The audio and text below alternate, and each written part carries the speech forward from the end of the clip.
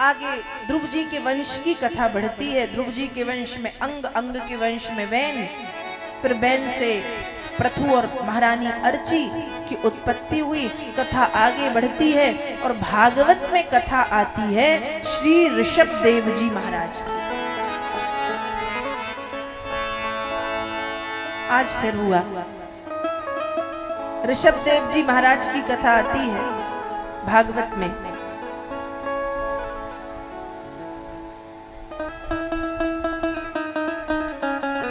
ऋषभ देव जी कौन?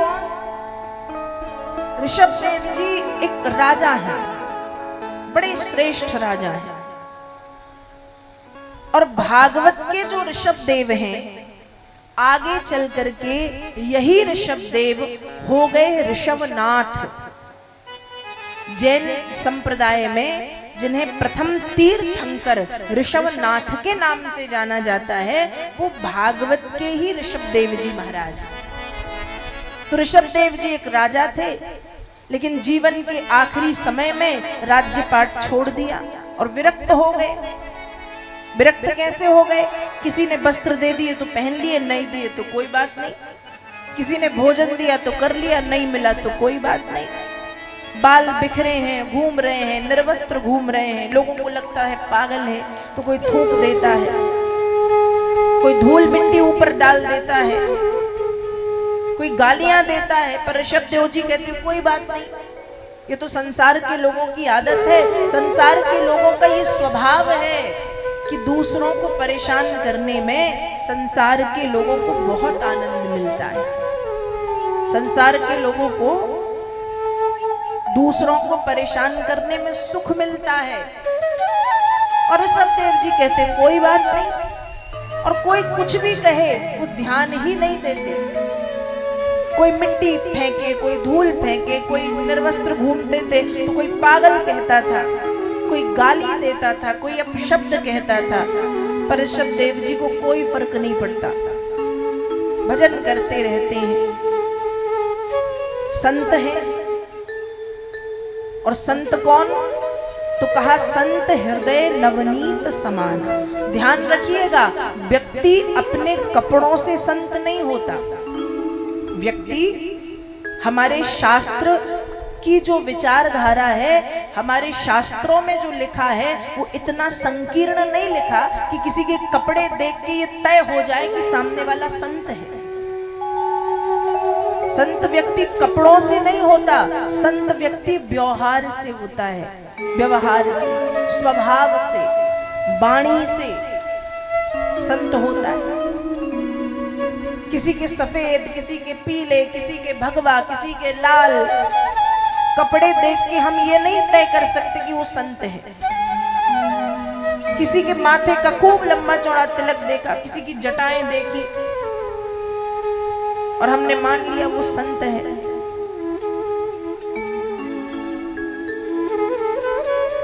तो नहीं, ये संत की वेशभूषा है। क्योंकि जो संत होते हैं वो साधारण रहते हैं, तो वेशभूषा है। लेकिन यही मान के बैठ जाए हम कि ऐसा है तो संत ही होगा, नहीं। संत व्यक्ति कौन? कहा संत हृदय नवनीत समाना, जिसका हृदय कोमल हो। वो कोई गृहस्थ भी हो सकता है, वो कोई स्त्री भी हो सकती है, कोई पुरुष भी हो सकता है, कोई वृद्ध भी हो सकता है, कोई युवक भी हो सकता है, कोई पैंट शर्ट पहनने वाला भी हो सकता है, कोई साड़ी पहनने वाली स्त्री भी हो सकती है। संत कौन? जिसके हृदय में कोमलता। तुलसीदास जी लिख रहे हैं ना, संत हृदय नवनीत समाना। संत का हृदय कैसा? कहा नवनीत। नवनीत मतलब मक्खन की तरह कोमल। जिसके हृदय में दया हो, दूसरों के दुख को देख करके जो पिघल जाए, दूसरों के दुख को देख करके जो दुखी हो जाए, जिसके हृदय में वात्सल्य ममत्व भरा पड़ा है, वही संत है। तो ऋषभ देव जी संत हैं, हित चाहते हैं संसार का। ऋषभ देव जी के 100 पुत्र हैं। कितने पुत्र हैं? 100। और जीवन के आखिरी क्षणों में ऋषभ देव जी ने अपने 100 पुत्रों को ज्ञान का उपदेश दिया है। ऋषभ देव जी के बड़े पुत्र का नाम है भरत। 100 पुत्र हैं, बड़े पुत्र हैं भरत। जब इन्होंने वैराग्य धारण किया तो बड़े पुत्र को राजा बनाया, भरत को। और एक दिन अपने पुत्रों को और अपने राज्य की पूरी प्रजा को बिठाल के ये ज्ञान का उपदेश दे रहे हैं और कहते हैं, नायम देहो देह भाजाम त्रिलोके कष्टान कामान अर्हते विंभुजाम तपो दिव्यम पुत्र कायेन सत्वम शुद्ध ये दस्माद ब्रह्म सौख्यम त्वनत्। ज्ञान का उपदेश देते हैं, नायम देहो देह भाजाम त्रिलोके, हे पुत्रों, हे प्रजाजनों, इस मनुष्य के लोक में हमें ये जो शरीर मिला है, ये शरीर क्यों मिला है? क्यों मिला है? क्या ये शरीर हमको सिर्फ खाने, सोने, बच्चे पैदा करने के लिए मिला है? तो ये सड़े से जो काम है, खाना, सोना, बच्चे पैदा करना, ये काम तो जानवर भी करते हैं ना। हम भोजन करते हैं, हम दाल चावल सब्जी रोटी खाते हैं, अचार पापड़ दही खाते हैं, सलाद खाते हैं, मीठा खाते हैं, खाते हैं ना। तो जानवर क्या भूखे रहते हैं? तुम क्या खाते हो? पिज्जा, मोमो, बच्चे यही खाते हैं। तो क्या खाते हो? कुछ नहीं खाते। ओ, ठीक है, अच्छी बात है। तो हम क्या खाते हैं? भोजन करते हैं ना। तो जानवर नहीं करते क्या? गाय का पेट नहीं भरता, कुत्ते का, बिल्ली का, सुअर का पेट नहीं भरता, कीड़े मकोड़ों का पेट नहीं भरता? बिल्कुल भरता है। हम सोते हैं, गाय को नींद नहीं आती, कुत्ते बिल्ली नहीं सोते, सुअर नहीं सोता, कीड़े मकोड़े नहीं सोते, सोते हैं। हमको वासना का सुख मिलता, संतान पैदा करते हैं। तो जानवरों के बच्चे नहीं होते क्या? अंतर क्या है? कुछ अंतर है। यदि देखा जाए तो आहार निद्रा भय मैथुनम चो सामान्य में तत् पशुभिर नराणाम, ये 4 चीजें मनुष्य में और जानवर में बिल्कुल एक सी हैं। आहार, भोजन हम करते हैं, वो करते हैं। निद्रा, हम सोते हैं, वो सोते हैं। और एक अच्छी बात तो ये कि हमको आजकल सोने के लिए नींद की गोली खानी पड़ती है, पर जानवरों को अपने आप नींद आती है। उनको अनिद्रा की शिकायत नहीं है, उनको नींद भी आ जाती है। तो हम खाते हैं, जानवर खाते हैं, हम सोते हैं, जानवर सोते हैं। हमारी संतान होती है, जानवर के बच्चे पैदा होते हैं। हमको जानवर से डर लगता, जानवर को हमसे डर लगता है। हमारे सामने सांप आ जाए, हम डर जाएंगे, और सांप के सामने हम डंडा लेके खड़े हो जाएं तो वो डर जाएगा। तो ये चारों चीजें मनुष्य में और जानवर में बिल्कुल एक सी है। तो फर्क क्या है? कहा फर्क सिर्फ ये है कि मनुष्य धर्म को जानता है और जानवर धर्म को नहीं जानता। हम धर्म को जानते हैं इसलिए हम मानव हैं, और वो धर्म से विहीन है इसलिए वो जानवर है। तो ऋषभ देव जी अपने प्रजा को समझा रहे हैं कि इस मृत्यु लोक में, इस मनुष्य लोक में हम सोचें कि हम तो इतना कर रहे हैं, तो ये कोई बड़ी बात नहीं है। करना क्या है?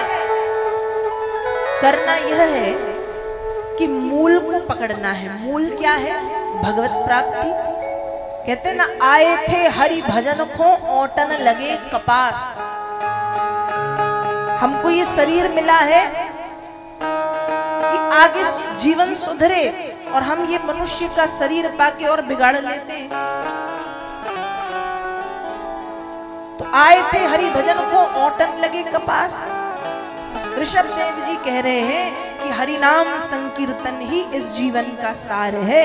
मनुष्य को संसार में रहते हुए भगवत प्राप्ति के प्रयास करते रहने चाहिए। और बड़ा सुंदर ज्ञान का उपदेश दिया है। अपने बड़े पुत्र भरत को गद्दी सौंपी है, राजा बनाया। अब भरत जी जब राजा बने तो कुछ दिनों तक तो भरत ने राज्यपाट बहुत अच्छे से संभाला, लेकिन भरत भी भक्त हैं, ज्यादा दिन राज्यपाट संभालने में मन नहीं लगा और एक दिन भरत ने घर बार राज्यपाट सब कुछ छोड़ दिया और सब कुछ छोड़ के भरत जंगल में एक आश्रम में झोपड़ी बना करके रहने लगे। वेद व्यास जी लिख रहे हैं, तस्मिन् वाव किलसाय कलह पुलहाश्रमोपवने विविध कुसुम किसलय तुलसी काम्बुभि कंदमूल फलोपहारैश्च समीप मानो भगवत आराधनम विविक्त उपरत विषयाभिलाषा उपव्रतोपसमा पराम निर्वृत्ति मवाप।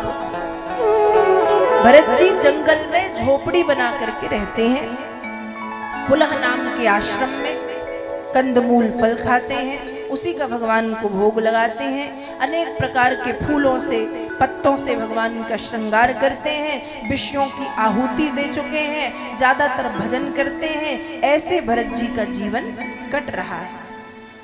देखो भरत जी ने घर गृहस्थी छोड़ी है, क्यों? कि मैं मोह में ना पड़ूं, मैं आसक्ति में ना पड़ूं।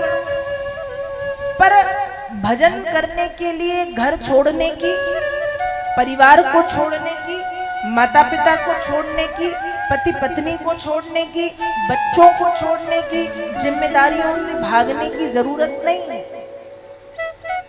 भगवत प्राप्ति घर में रह के भी हो सकती है। भरत जी ने सबको छोड़ दिया कि भगवान को पाना, जंगल में आ गए, मोह से बचे रहूंगा। पर ध्यान रखिएगा, यदि व्यक्ति के जीवन में मोह आना है तो आप हिमालय की गुफा में भी जाकर के रहोगे तो किसी न किसी के प्रति मोह और आसक्ति उत्पन्न हो जाएगी, होनी है तो हो जाएगी। अब भरत जी जंगल में है, सब छोड़ छाड़ के, वहां तो कोई नहीं है जिसकी आसक्ति में हम पड़ सके। लेकिन भरत एक दिन गंडकी नदी के किनारे बैठ के भजन कर रहे थे। उसी समय भरत देखते हैं कि एक प्यासी हिरणी पानी पीने के लिए आई, पानी पी रही थी। उसी समय सिंह की गर्जना, शेर की दहाड़ सुनी, डर गई, डर के मारे पानी में कूद गई। हिरणी कैसी थी? गर्भवती थी, उसके पेट में बच्चा है। कूदने के कारण उसका बच्चा पानी में गिर गया। हिरणी पानी से निकली, निकल करके मर गई। पर बच्चा जो पानी में गिर गया था वो जिंदा है, जीवित है। भरत जी ने देखा, मन में आया किसी जीव की रक्षा करना परम धर्म है। पर ध्यान रखिए, कभी कभी धर्म भी दोष बन जाता है। भरत जी को उसकी रक्षा करनी थी, लेकिन रक्षा करके उसको उसके हाल पे छोड़ देते। भरत जी ने रक्षा की, उसकी पोंछा पाछी की, उसको अपने आश्रम में ले आए। अब जो भरत दिन रात भजन करते हैं, दिन रात उस हिरण के बच्चे की सेवा में लगे रहते हैं। इसी आसक्ति से बचने के लिए घर छोड़ा था, और अब क्या हुआ? घूम फिर के जानवर की आसक्ति में पड़ गए। उसी की सेवा, उसी को दुलार करना, उसी से लाड़ करना, उसको घुमाना फिराना, उसको भोजन इत्यादि पवाना, इस उसकी व्यवस्था सेवा में लगे रहते। और एक दिन की बात है, वो हिरण बड़ा हुआ तो क्या हुआ? भरत जी को छोड़ के भाग गया। और जब भरत जी को छोड़ के भागा तो भरत जी ने खूब ढूंढा, नहीं मिला। और जब नहीं मिला तो अंत में उसकी आसक्ति में पड़े पड़े भरत जी मर गए। और जब मर गए तो फिर से जन्म हुआ तो बने हिरण। क्या बने? हिरण। हमारे धर्म में जो बातें कही जाती है ना कि आखिरी समय क्या करो, मोह माया छोड़ो, आखिरी समय जिंदगी भर बड़े भले मोह माया में पड़े रहो, लेकिन आखिरी समय छोड़ दो। क्यों? क्योंकि कहते हैं अंत मति सो गति, अंत समय मन जहां होगा वो गति में आप चले जाओगे। इसलिए हमारे यहाँ आखिरी समय आपने देखा होगा, कोई बुजुर्ग व्यक्ति है, कोई बीमार है और लग रहा है कि हफ्ता भर 15 दिन में ये दुनिया छोड़ देंगे, तो हम क्या करते हैं, गीता सुनाओ, किसी न किसी बहाने भगवान से जुड़े, सीताराम कहवाओ, तुलसी दल खिला दो, तुलसी के बहाने भगवान से जुड़ जाएं, गंगा जल पिला दो, गंगा जल के बहाने भगवान से जुड़ जाएं। कराते, गौदान करवा दो, गौ माता के बहाने भगवान से जुड़ जाएं। क्यों? अंत में मन जहां है वो गति हो जाएगी। इसलिए प्रयास यही किया जाता है कि भले जिंदगी भर हम माया मोह में पड़े रहें, लेकिन अंत समय हमारा मन किसी न किसी बहाने से भगवान में लग जाए। गीता कहती है, यम यम वापि स्मरण भावम त्यजत्यन्ते कलेवरम तम तमे वयति कौन्तेयो सदा तद्भाव भाविता। गीता में भगवान कृष्ण ने कहा अंत समय मन जहां लगा रहता है वो देह, वो शरीर मिल जाता है। भरत का मन लगा था हिरण में, मरने के बाद हिरण बन गए। पर भगवान के बड़े भक्त थे, हिरण होने के बाद भी सारी बातें याद थी, हिरण होने के बाद भी भजन किया है। एक दिन उस हिरण की मृत्यु हुई, तीसरा जन्म भरत का हुआ है। एक ब्राह्मण के यहाँ नाम भरत ही रखा गया है, लेकिन भरत शब्द के आगे जड़ शब्द लगाया गया और इनको नाम मिला जड़ भरत। जड़ का मतलब होता है मूर्ख, जड़ का मतलब मूर्ख। भरत मूर्ख नहीं थे, पर काम वैसे ही करते थे। एक दिन इनके पिताजी ने कहा, जाओ खेत की मेढ़ को चौड़ा कराओ। मेढ़ समझते हो? खेत के चारों तरफ, हाँ, मिट्टी की। तो कहा उसको चौड़ा कराओ। तो भरत जी ने चौड़ा तो नहीं किया, कुआं खोद के आ गया।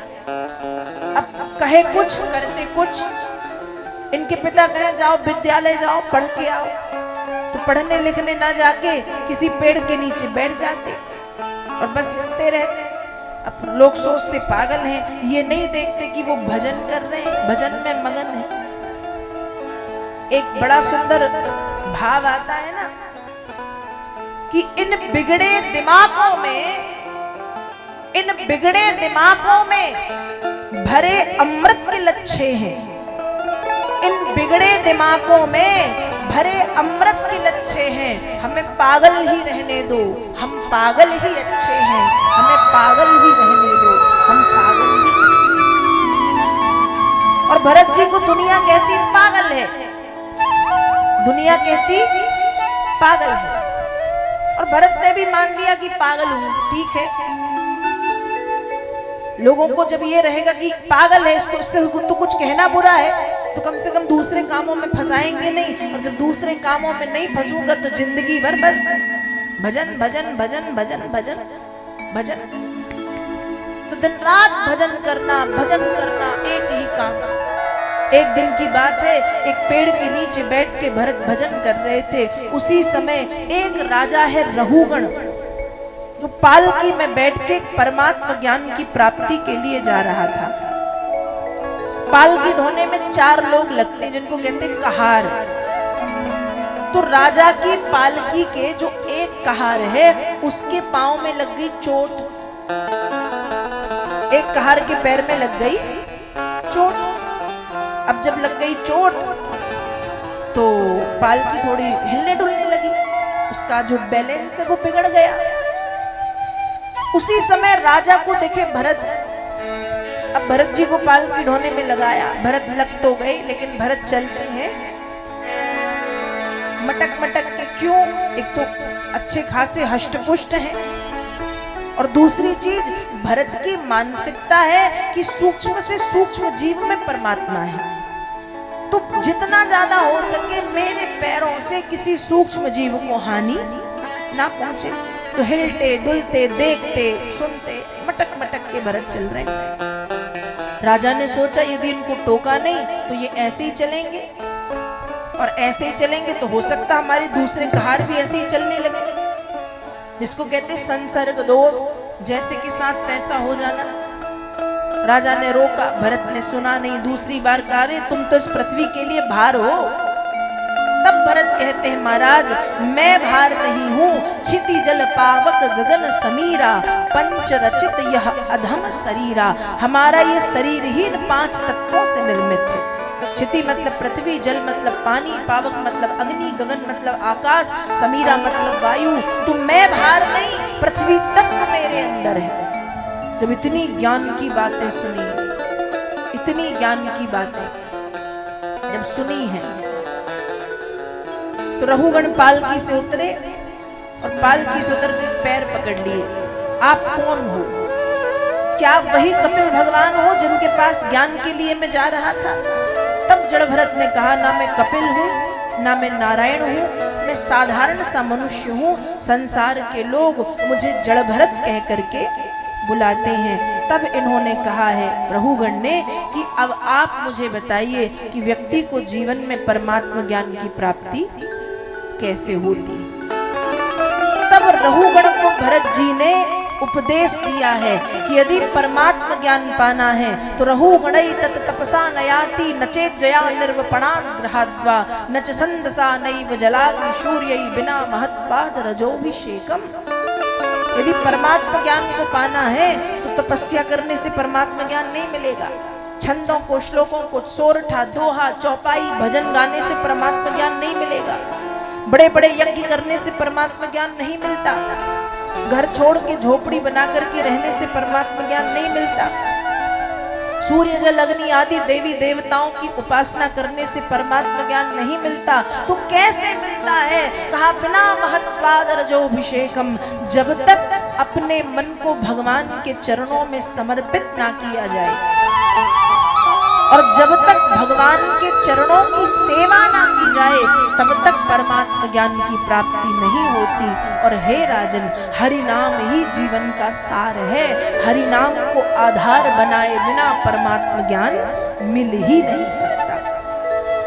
जड़ भरत ने रघुगण को ज्ञान का उपदेश दिया है। तो इस तरह से भागवत में जड़ भरत की कथा आती है और जड़ भरत की कथा के माध्यम से भी वेद व्यास जी ने वही बात कही है कि हरि नाम ही इस जीवन का सार है।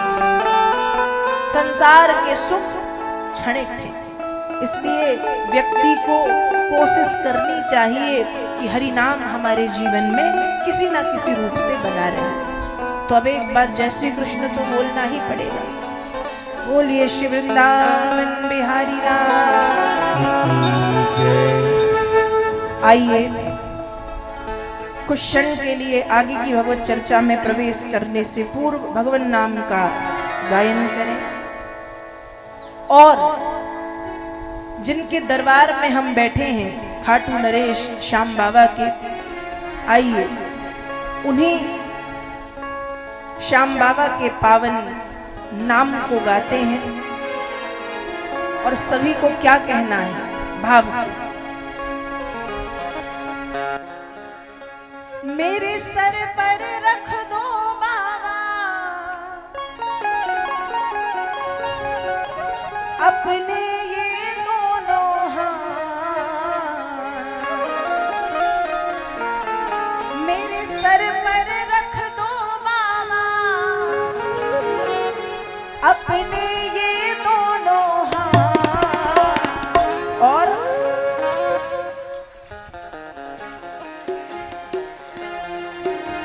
दोनों हाथ ऊपर, ताली सेवा। देना हो तो दीजिए जन्म जन्म का साथ, देना हो तो दीजिए जन्म जन्म का साथ, देना हो तो दीजिए जन्म जन्म का साथ, देना हो तो दीजिए जन्म जन्म का साथ। मेरे सर पर रख दो बाबा, मेरे सर पर रख दो बाबा अपने ये दोनों हाथ।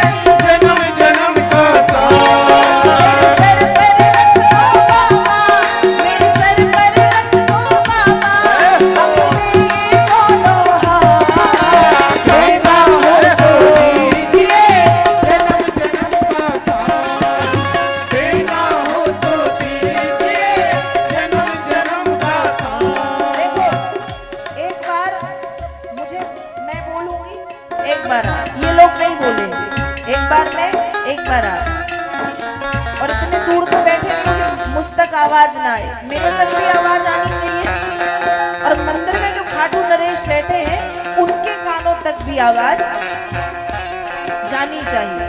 तो सबसे पहले दोनों हाथ ऊपर, पूरे पूरे एक साथ ताली सेवा। देना हो तो दीजिए जन्म जन्म का साथ, देना। थोड़ी सी और तेज आवाज। मेरे सर पर रख दो बाबा,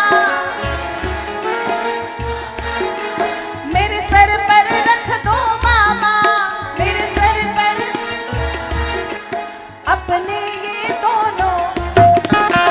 देना हो तो दीजिए जन्म जन्म का साथ, देना हो तो दीजिए जन्म जन्म का साथ, देना हो तो दीजिए जन्म जन्म का साथ, देना हो तो दीजिए जन्म जन्म का साथ। ताली सेवा से।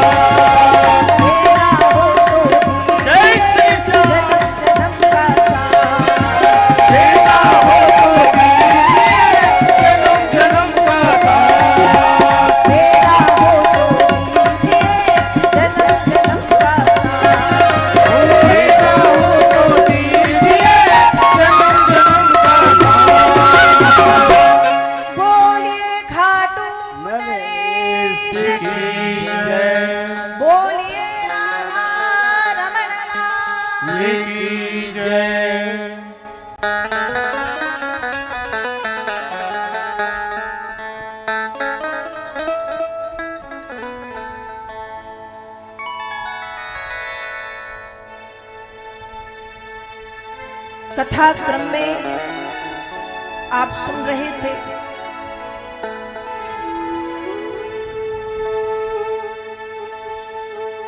ऋषभ देव जी और जड़ भरत।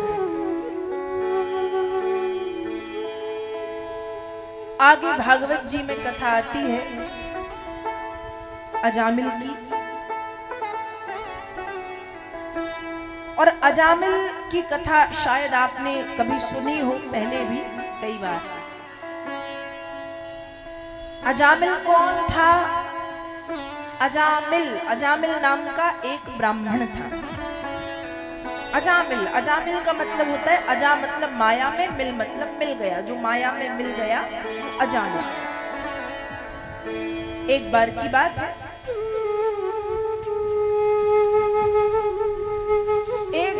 बात है, अजामिल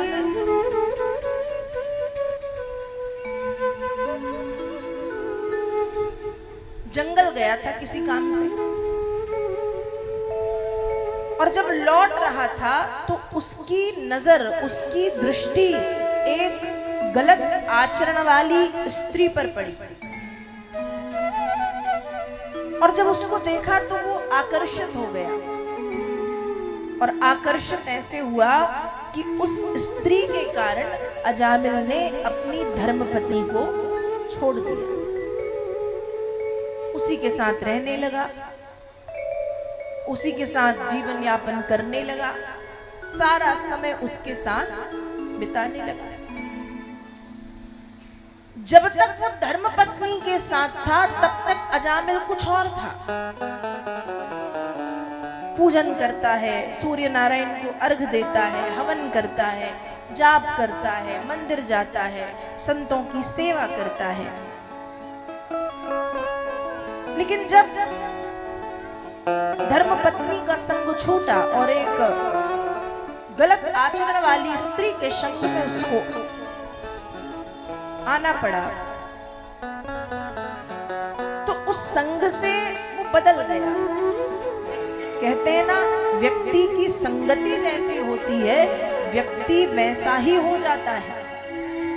इसलिए माता पिता बचपन में क्यों ध्यान देते कि भैया बच्चे की संगति पर ध्यान दो। कहते हैं ना, यदि हमको पता चले कि हमारा बच्चा किसी गलत की संगत में है तो हम उसको डांटते हैं, उसको समझाते हैं कि देख अपनी संगत बदल ले, क्योंकि संगत का असर पड़ता है। आप जैसी संगत करोगे आप वैसे बनोगे। आप सोचो कि अरे हम नहीं बिगड़ सकते, हम क्यों बिगड़ेंगे? तो हम चंदन का वृक्ष थोड़ी है कि चंदन विष व्यापे नहीं, व्यापत नहीं, लिपटे रहे तो भुजंग। कहते ना, चंदन के वृक्ष में सर्प लिपटे रहते हैं, फिर भी अपना विष सर्प चंदन पर नहीं चढ़ा पाते, तो वो चंदन है, हम चंदन नहीं है, हम इंसान हैं। हमको बदलने में समय नहीं लगता। और कलयुग में तो मैंने कहीं एक बहुत अच्छी बात पढ़ी थी, व्हाट्सएप का ज्ञान है, आपने भी पढ़ा होगा, फॉरवर्ड वाला, कि कलयुग की दुनिया ऐसी है कि कलयुग में गिरगिट को भी रंग बदलने में समय लगता है, पर इंसान को रंग बदलने में समय नहीं लगता। गिरगिट को भी रंग बदलने में समय लगता है, पर कलयुग में इंसान को रंग बदलने में समय नहीं लगता। बात सही है? तो संगत अच्छी होनी चाहिए।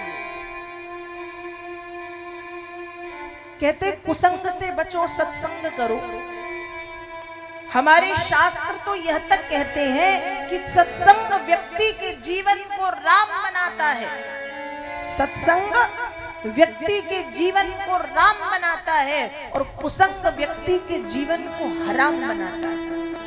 सत्संग व्यक्ति के जीवन को राम बनाता है और कुसंग व्यक्ति के जीवन को राम बनाता है। और दूसरी बात, सत्संग का असर जल्दी नहीं पड़ता, पर कुसंग का असर होने में समय नहीं लगता। आपका बच्चा किसी कुसंग में पड़ जाए और 2-4 दिन रह ले, वो सब भूल जाएगा घर के संस्कार, और वो बन जाएगा वैसे ही।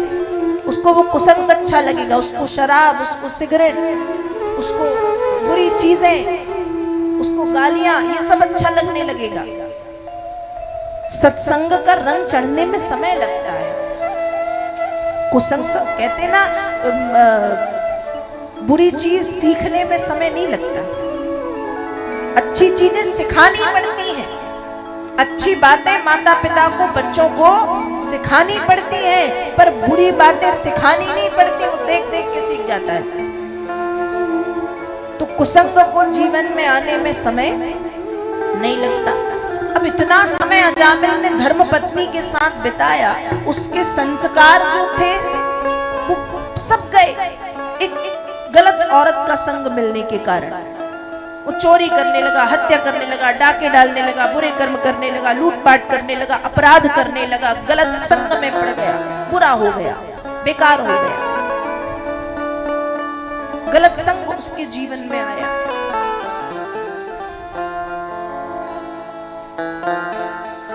एक बार की बात है, अजामिल के गांव में कुछ ब्राह्मण आए, महात्मा जन आए। तो महात्मा जनों ने लोगों से पूछा कि तुम्हारे गांव में कोई ऐसा भक्त है जो रात भर हमारे भोजन प्रसादी और सोने की व्यवस्था करे। अब लोग भी मजे लेने के लिए खड़े होते। लोगों ने अजामिल का मजाक बनाते हुए कहा, अरे हाँ हाँ, बहुत अच्छा ब्राह्मण है, भक्त है, नाम अजामिल है, आपकी खूब सेवा करेगा। और मन में सोच रहे, जाओ तो ऐसी सेवा करेगा कि भूल जाओगे सेवा कराना, क्योंकि वो चोरी करने लगा था, डाके डालने लगा था। पर जब महात्मा पहुंचे और महात्माओं ने आवाज लगाई, अजामिल, ओ अजामिल। अजामिल बाहर आया, और जब अजामिल बाहर आया और जैसे ही अजामिल ने संतों को देखा तो क्या हुआ, उसके पूर्व संस्कार जाग गए। ध्यान रखिएगा, बचपन में डाले गए संस्कार बुढ़ापे तक बने रहते हैं। भले बीच में परिस्थिति के कारण हम वो भूल जाएं, लेकिन जब परिस्थिति वैसी दोबारा बनेगी, हम अपने संस्कार जगा लेंगे। इसलिए माता पिता को जोर दिया जाता है कि बच्चों को संस्कार कब से डालो, बचपने से, वो बुढ़ापे तक बने रहेंगे और उनको सिखाने में समय भी नहीं लगेगा, क्योंकि बचपने में बच्चों में सीखने की क्षमता अधिक होती है, वो जल्दी सीखते हैं। तो अजामिल के संस्कार बचपन के थे, संतों को देखा, जागृत हो गए, अरे ये तो वही है जिनकी खूब सेवा करता था। रात भर उनके रुकने की व्यवस्था की, खूब अच्छे से भोजन प्रसादी पवाई, खूब सेवा की। सुबह होते ही संत जब जाने लगे, अजामिल से कहा हम जा रहे हैं। अजामिल ने कहा जाओ। संतों ने कहा हम जा रहे हैं, अजामिल ने कहा जाओ। अब जो संत हैं वो चाह रहे हैं कि कुछ दक्षिणा मिल जाती, और अजामिल भी समझ रहा है कि ये दक्षिणा चाहते हैं। अजामिल ने बड़ी विनम्रता से कहा कि हे महात्मा जी, अच्छी बात तो ये है कि रात भर में मैंने आपका डेरा कमंडल चुराया नहीं, आपका कोई सामान यहाँ वहां नहीं किया, क्योंकि मैं ठहरा चोर, इतना ही सेवा कर सकता था, ना कुछ दे सकता हूं, इसलिए इतनी ही स्वीकार करो। महात्मा जी भी खुश हो गए कि चलो कम से कम हमको तो इसने छोड़ दिया। ठीक है अजामिल, हम तुम्हारी सेवा से खुश हैं, तुम हमें कुछ नहीं दे सकते, हम तो और साधु महात्मा, हम क्या दें। लेकिन अजामिल एक बात बोले, बोलिए। कहा अजामिल, तुम एक काम करना, तुम अपने सबसे प्रिय संतान का नाम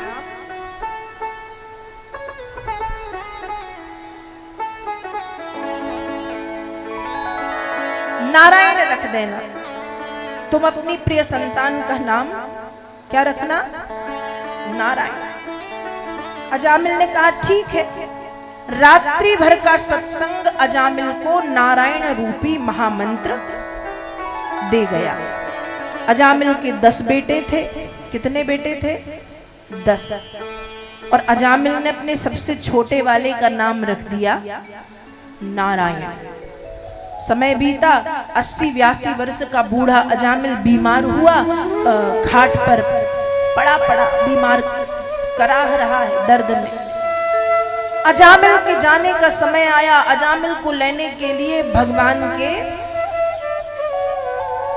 यमराज के दूत आए और यमराज के दूत एक रस्सी से अजामिल के शरीर से उसकी आत्मा को खींच रहे हैं। अजामिल को दर्द हो रहा है, जोर जोर से चिल्लाना इसने शुरू किया, नारायण बचाओ, नारायण बचाओ, नारायण बचाओ। इसने बुलाया है बेटे को, नाम किसका लिया है? बेटे का। पर आवाज किसने सुन ली? नारायण भगवान के पार्षदों ने। समझ गए कि कोई परेशान है, तुरंत आए अजामिल के घर। जब आके देखा तो यमराज के दूत अजामिल को परेशान कर रहे थे। भगवान के पार्षदों ने कहा कि जब ये भगवान का भक्त है तो इसे तुम नहीं, इसे हम ले जाएंगे। तब यमराज के दूत कहते हैं ये कोई भक्त नहीं है महाराज, ये भक्त नहीं है, ये महापापी अजामिल।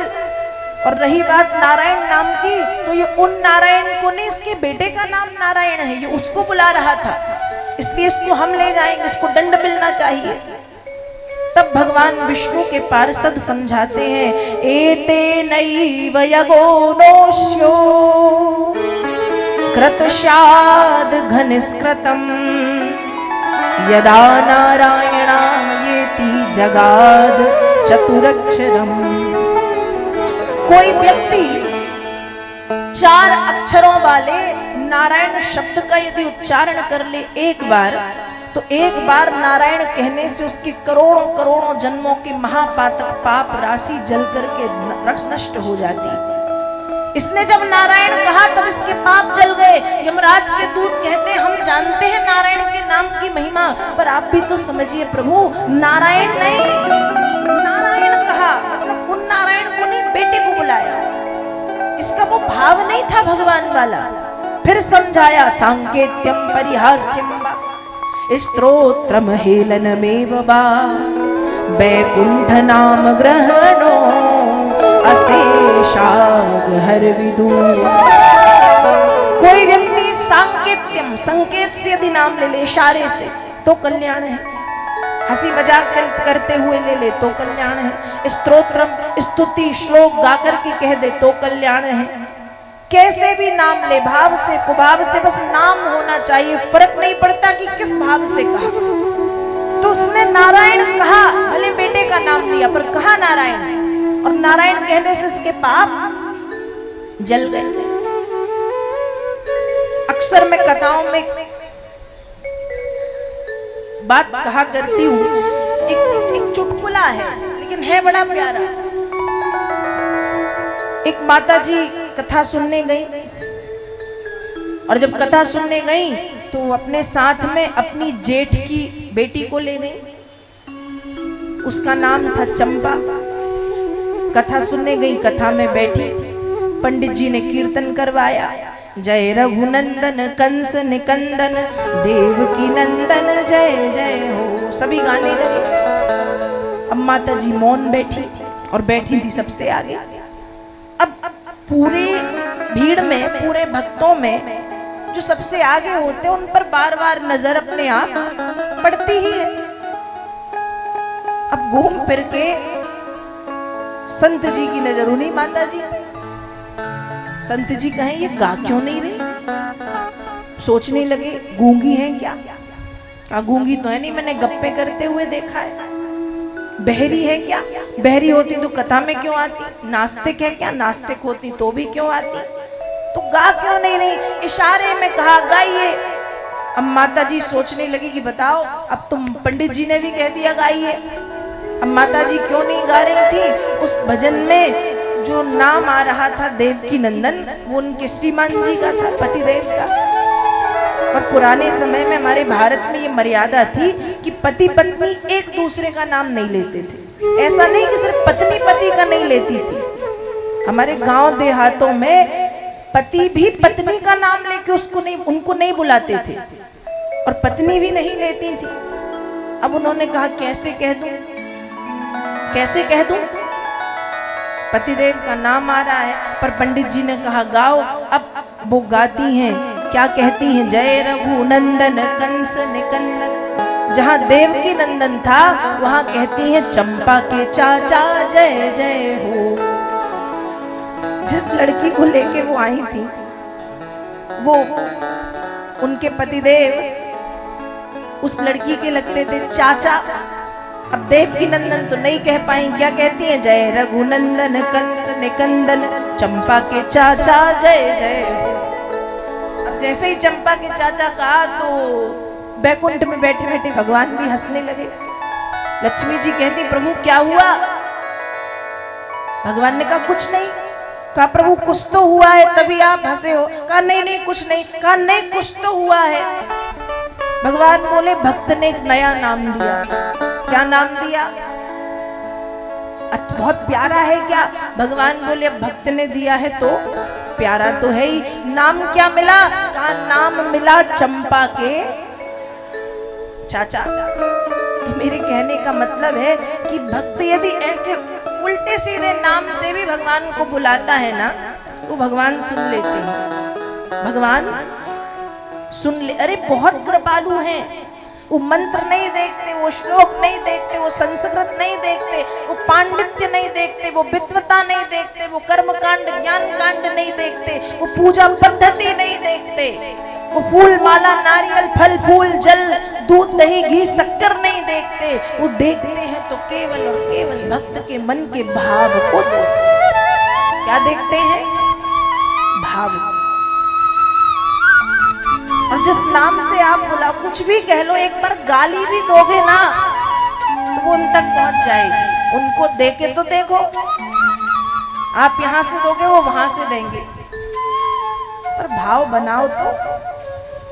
भाव बनाना पड़ता है और जब बन जाता है तो वो उन तक अपने आप पहुंच जाता है।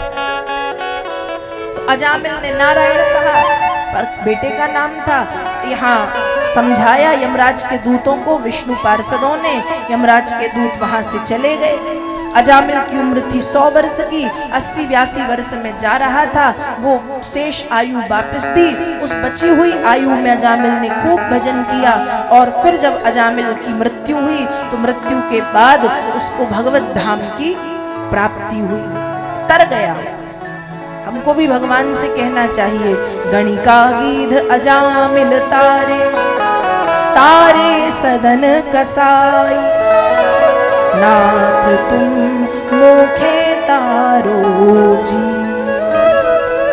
प्रभु गणिका आपने वैश्याओं को तारा है। भगवान शरीर की शुद्धता शरीर की पवित्रता को देखते तो उनको तारते नहीं, तारते ना। पर भगवान ने गणिकाओं को तारा। गणिका जो शरीर से हमेशा दूषित है, पवित्र है, अशुद्ध है, उनको तारा है। गणिका गीध। गीध गीध कौन? जटायु। गीध अजामिस आमिष भोगी गति दीनी जो जाचत जोगी। मांस भक्षण करने वाला वृद्ध गीधराज जटायु, उसको तार दिया। गणिका गीध अजामिल। अजामिल जैसे पापियों को तारा। तारे सदन कसाई। न जाने कितने कितने सदन जैसे कसाईयों को तार दिया। इस भाव से भगवान के सामने कह दिया करे नाथ तुम मोखे तारो जी। जब इनको तार सकते हो तो हमको भी तार दो। जब इनको तार सकते हो तो हमको भी तारो। इस भाव से भक्त को भगवान की शरण में जाना चाहिए। भगवान कृपा करते हैं। तो भागवत में इस तरह से अजामिल की पावन कथा का वर्णन श्री वेद व्यास जी महाराज करते हैं। आगे कथा आती है प्रहलाद जी महाराज की। भागवत में परम भागवत भक्त प्रहलाद हिरण्यकश्यप नाम के राक्षस के पुत्र हैं। पिता हिरण्यकश्यप, माता कयाधु। प्रहलाद ने जन्म लिया है एक राक्षस के घर पे। और विडंबना यह है कि पिता भगवान नारायण का परम विरोधी है और प्रहलाद परम भक्त है। हिरण्यकश्यप तपस्या से लौटा है, तब पता चला कि पुत्र की प्राप्ति हुई है। प्रहलाद पढ़ने के लिए गुरुकुल में थे। शुक्राचार्य के पुत्र संडामर्क के आश्रम में बुलाया गया। प्रहलाद पिताजी से मिले, प्रणाम किया। हिरण्यकश्यप ने पूछा कि बताओ गुरुकुल में रहकर के क्या सीखा। तो प्रहलाद जी उत्तर दे रहे हैं, तत्साधु मन्ये सुरवर्य देहिनाम तथा समुद्विघ्न धियाम सद्ग्रहा हित्वात्मपातं गृहमन्धकूपं वनं गतो यद्हरिमाश्रयेत्। क्या सीखा? कहा मैंने ये सीखा कि ये गृहस्थी अंधकूप है, हमें जंगल में जाकर के हरिनाम का आश्रय लेके हरिनाम को गाना चाहिए। हिरण्यकश्यप ने जब ये बात सुनी तो उसको लगा कि कोई छिपकर के शत्रु रह रहा है जो प्रहलाद को उल्टी शिक्षा दे रहा है। फिर से भेजा कि प्रहलाद को राक्षस वाली शिक्षा दो, पर वो शिक्षा देते प्रहलाद पर कोई प्रभाव नहीं। यहाँ हिरण्यकश्यप को जब ये बात पता चली कि मेरा पुत्र तो नारायण का भक्त बन गया है, तब हिरण्यकश्यप ने प्रहलाद जी को मारने के अनेक प्रयास किए। पहाड़ से नीचे फेंकवाया, नारायण ने गोद में ले लिया। एक पागल हाथी के सामने फेंका, पर वो पागल हाथी उसने प्रहलाद को सूंड में लपेट के कंधे पर बिठा लिया। भूखे शेर के सामने फेंका, भूखा शेर पूंछ हिलाता वफादार कुत्ता बन के प्रहलाद को चाटने लगा। बड़े बड़े जहरीले जीव जंतुओं के सामने फेंका, वो जहरीले जीव जंतु केंचुए की तरह सीधे हो गए। और न जाने क्या क्या प्रहलाद को प्रताड़ित करने के लिए किया।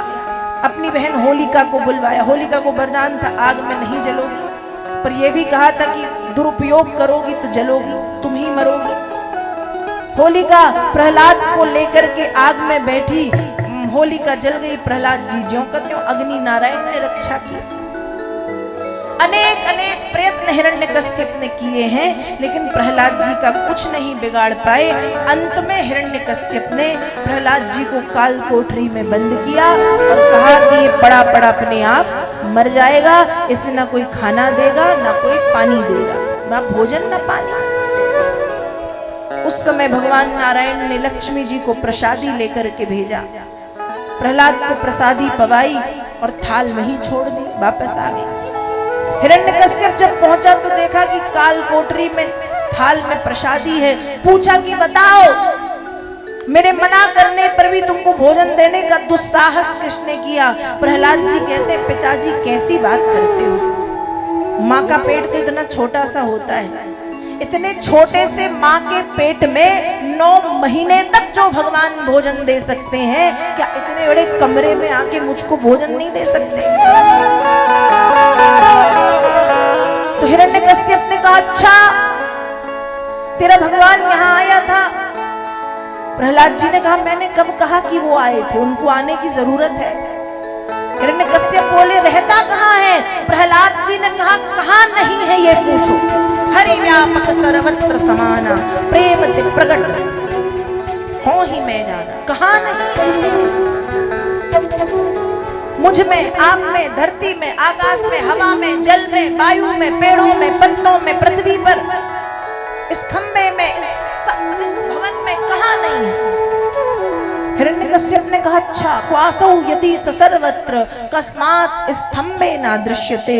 यदि तेरा नारायण सर्वत्र है तो इस खंबे में भी होगा, और यदि इस खंबे में है तो मुझे दिखता क्यों नहीं? प्रहलाद जी ने कहा, पिताजी दिखेंगे, ऐसे नहीं, बुलाना पड़ेगा।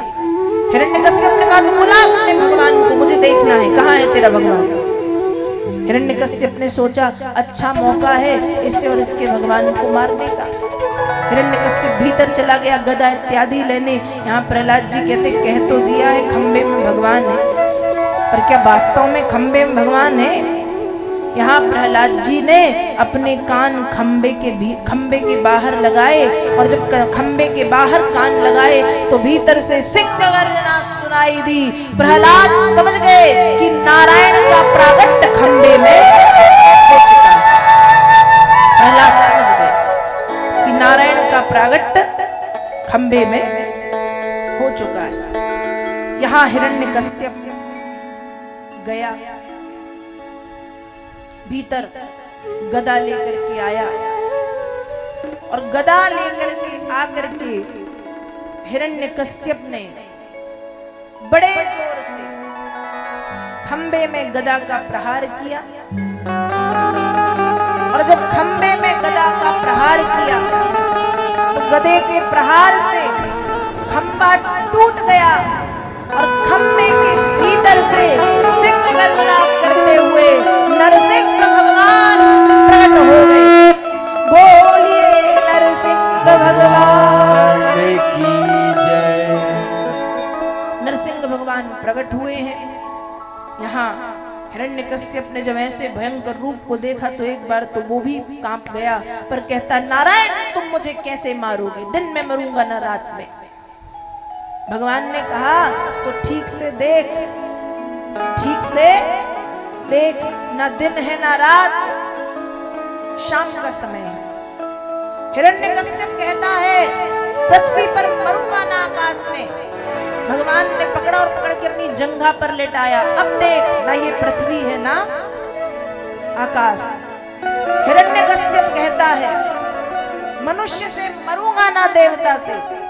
भगवान ने कहा मैं ना मनुष्य हूं ना देवता, मैं सिंह बनकर के आया हूं। हिरण्यकश्यप कहता है वर्ष के 12 महीने में से किसी भी मास में मेरी मृत्यु नहीं होगी।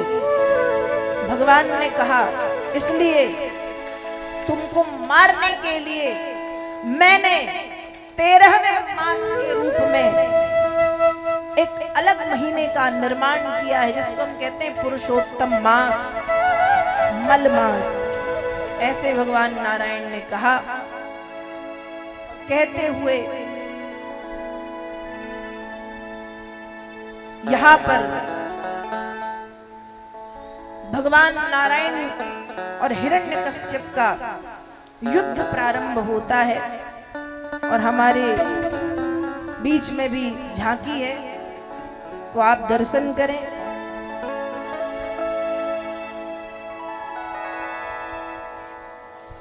तो भगवान नारायण और हिरण्यकश्यप के बीच में, मतलब भगवान नरसिंह और हिरण्यकश्यप के बीच में युद्ध प्रारंभ होता है। और जब युद्ध प्रारंभ हुआ, बातें हुई, युद्ध हुआ, देखते देखते देखते भगवान नारायण ने हिरण्यकश्यप को पकड़ा और पकड़ करके उसको अपनी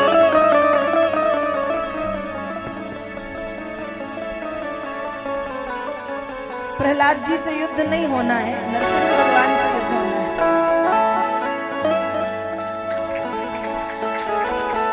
और नरसिंह भगवान ने हिरण्यकश्यप को पकड़ करके अपनी जंघा पर लिटाया और जंघा पर लिटा करके अपने दोनों हाथों के नाखूनों से उसकी छाती को विदीर्ण कर दिया, उसकी छाती को फाड़ा और हिरण्यकश्यप का वध कर दिया, हिरण्यकश्यप को मार डाला।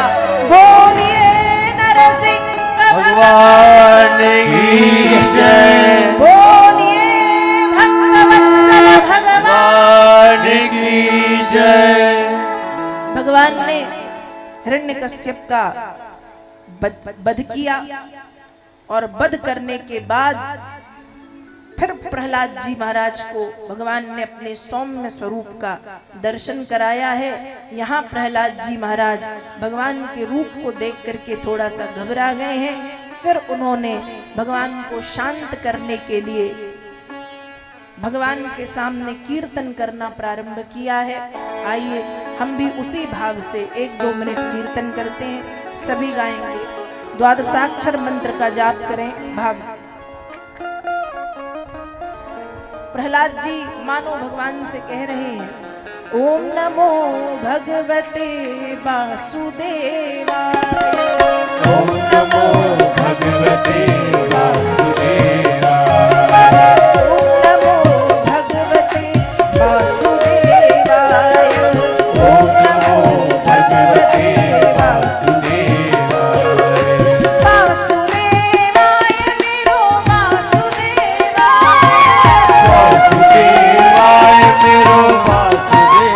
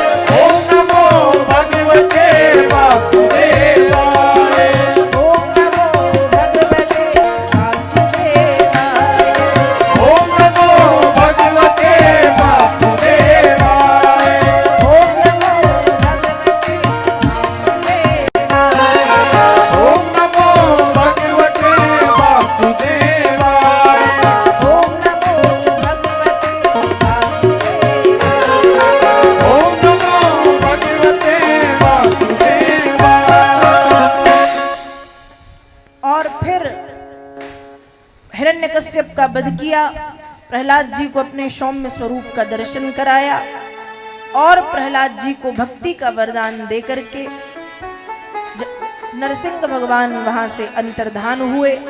इस तरह से श्रीमद् भागवत महापुराण में भगवान के नरसिंह अवतार की कथा का वर्णन श्री वेद व्यास जी करते हैं। भक्त प्रहलाद जी की भक्त वत्सलता को देखते हुए भक्त प्रहलाद जी पर कृपा करने के लिए भगवान ने नरसिंह अवतार धारण करके हिरण्यकश्यप का वध किया और श्री प्रहलाद जी महाराज की रक्षा की। इस तरह से भागवत में नरसिंह भगवान की पावन कथा आती है। तो बोलिए भक्त वत्सल भगवान की।